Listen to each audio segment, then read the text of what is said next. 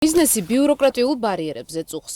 კერძო სექტორს სახელმწიფო უწყებებთან კომუნიკაციის პრობლემა აქვს. გამოწვევებზე წლებია საუბრობენ ენერგეტიკის სფეროს წარმომადგენლები და BMG-ს არქივში განცხადებები. რამდენად რთულად მიიღება გადაწყვეტილებები და როგორ ფერხდება პროცესები, არაერთი მოიძებნება. ბიზნესი ერთი ფანჯრის პრინციპის შემოღებას ითხოვს და ფიქრობენ, რომ ასე ენერგეტიკის სექტორს მნიშვნელოვანი შეღავათი ექნება. კერძო სექტორი ამზადებს პროექტებს, მუშაობს 24 საათიან რეჟიმში იმისათვის, რომ მოახდინოს რაც შეიძლება მეტად ჩვენი ქვეყნის პოტენციალის ათვისება და ბუნებრივია ეს ყველაფერი უნდა შეთანხმდეს სახელმწიფო სტრუქტურებთან, გადაწყვეტილების მიღებებთან და policy maker-ებთან.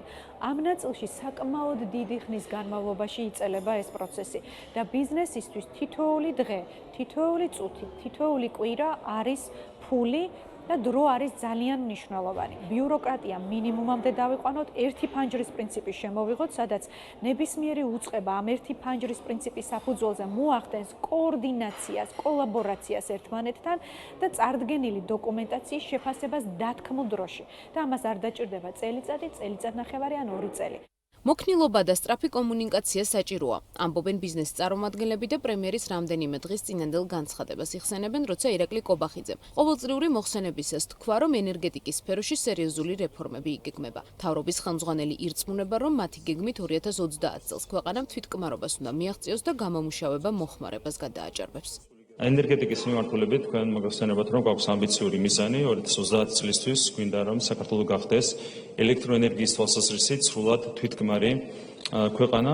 ამ კუთხით კიდევ უფრო გააქტიურდება სამუშაოები, ქონდა გარკვეული ხარვეზები ენერგეტიკის სისტემაში და ეს ხარვეზები თავიდან ბოლომდე იქნება აღმოფხვრილი, რაც უზრუნველყოფს ენერგეტიკის სექტორის განვითარების კიდევ უფრო მეტად დაჩქარებას და სწრაფი ტემპით განვითარებას. სახელმწიფო ბიუროკრატიაზე ენერგეტიკის სექტორის გარდა წუხილი სამშენებლო დეველოპერული მიმართულებებითაც არის. კომპანია MK Development Group-ის დამფუძნებელი ამბობს, რომ ბაზრის გაჯანსაღებისთვის მიღებული რეგულაციები პრობლემურია და უკუ ეფექტი აქვს.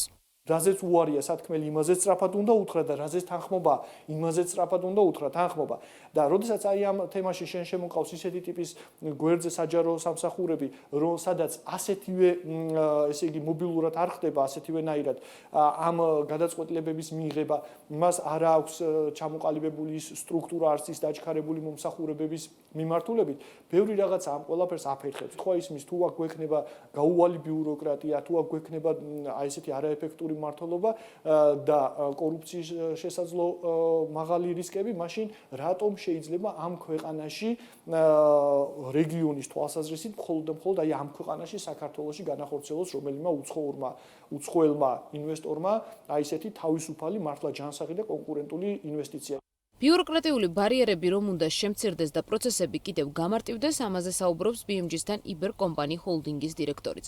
ლევან დიასამიძის თქმით, ამ მიმართულებით პოზიტიური ძვრები არის, თუმცა როცა საქმე საინვესტიციო პროექტებს ეხება, საჭიროება უფრო მეტად იგრძნობა. არ შეიძლება დავხუჭოთ თვალები და ვთქვათ, რომ ბიუროკრატია არ არის. არის ბიუროკრატია, დროში გარკვეული პროექტები, ესე ვთქვათ, არის გადავადებული, თუმცა გამოსავალიც ამ შემთხვევაში ბიუროკრატიის შემთხვევაში ვფიქრობ, რომ მარტივი გამოსავალი არსებობს ხოლმე ადმინისტრირების ნაწილის დაალაგება და გარკვეულ ნაბიჯებს ვხედავ, მაგრამ სასურველია, რომ ბევრად მეტი გაკეთდეს ამ შემთხვევაში, რომ ბიუროკრატია აღმოიფხვრას განსაკუთრებით საინვესტიციო პროექტების მიმართულებით, რომელიც ქვეყნის ეკონომიკისთვის კრიტიკულად მნიშვნელოვანია.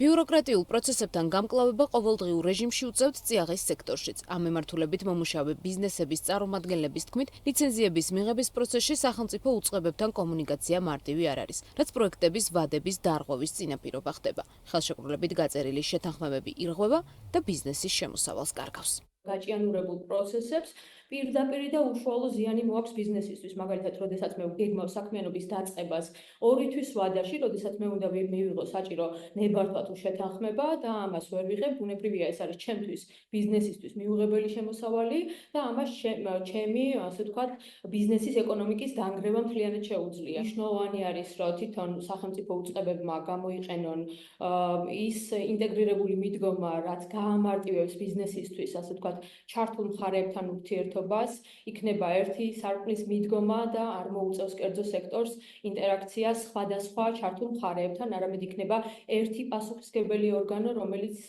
დააკოორდინირებს მთელს ამ პროცესებს. BIG ინდექსის მიხედვით 2025 წლის მეორე კვარტალში წინა კვარტალთან შედარებით იმ კომპანიების წილი, რომლებიც ადმინისტრაციულ საკითხებს ხელის შემშლელ ფაქტორებად ასახელებდნენ, 8% პუნქტით გაიზარდა. მათ შორის როგორც მარეგულირებელ გარემოს, ისე ადმინისტრაციულ ბარიერებს. თუ მრეწველობის სექტორისთვის მთავარი ხელის შემშლელი მარეგულირებელი გარემოა, სამშენებლო სექტორი ყველაზე მეტად ადმინისტრაციულ ბარიერებზე ჩივეს.